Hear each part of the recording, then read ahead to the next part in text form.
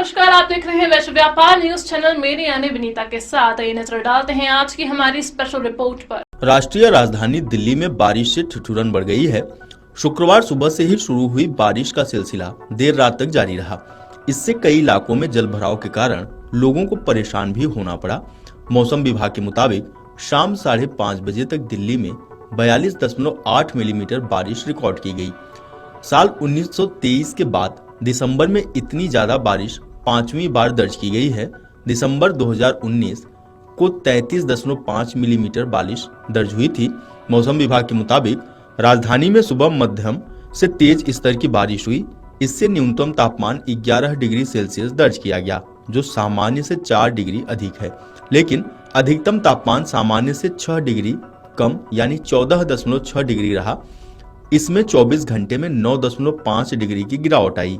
मौसम विभाग के प्रादेशिक मानक वेधशाला सफदरगंज में शाम 5:30 बजे तक सबसे अधिक बारिश डीयू इलाके में रिकॉर्ड की गई, जबकि पूसा केंद्र में 35 मिलीमीटर, लोधी रोड पर 34.2, पालम में 31.4, रिज में 30.4, सफदरजंग में 30.2 और आया नगर में 18.1 मिलीमीटर बारिश दर्ज की गई है। मौसम विभाग ने शनिवार को बारिश और रविवार और सोमवार के लिए कोहरे का येलो अलर्ट जारी किया है। इस दौरान अधिकतम तापमान 15 और न्यूनतम तापमान 12 डिग्री सेल्सियस दर्ज किया जा सकता है। वहीं दूसरी ओर स्मॉग के कारण दिन में ही बारिश के बीच अंधेरा छाया रहा। ऐसे में वाहन चालकों ने लाइट जलानी पड़ी। सफदरजंग में सुबह 7 बजे से दृश्यता 300 मीटर दर्ज की गई, जबकि पालम केंद्र में सुबह 10:30 बजे तक दृश्यता 600 मीटर दर्ज की गई। इससे चालक वाहनों को अधिक परेशानी का सामना करना पड़ा। आपको बता दें कि दिल्ली समेत एनसीआर के लोगों के लिए अच्छी खबर है। वायु गुणवत्ता प्रबंधन आयोग ने शुक्रवार को पूरे एनसीआर में ग्रेप 3 की पाबंदियों को हटा दिया है। इससे पहले दिल्ली में ग्रेप 4 की पाबंदियों को हटाया गया था। ग्रेप 2 की पाबंदियां जारी रहेंगी। वायु गुणवत्ता प्रबंधन आयोग ने ग्रेप 3 की पाबंदियों को हटा दिया है।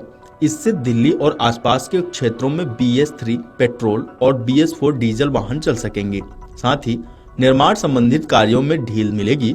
शुक्रवार शाम मौसम में सुधार के बाद वायु गुणवत्ता प्रबंधन आयोग की ओर से जारी निर्देश के तहत दिल्ली में ग्रेप 2 की पाबंदियां लागू रहेंगी।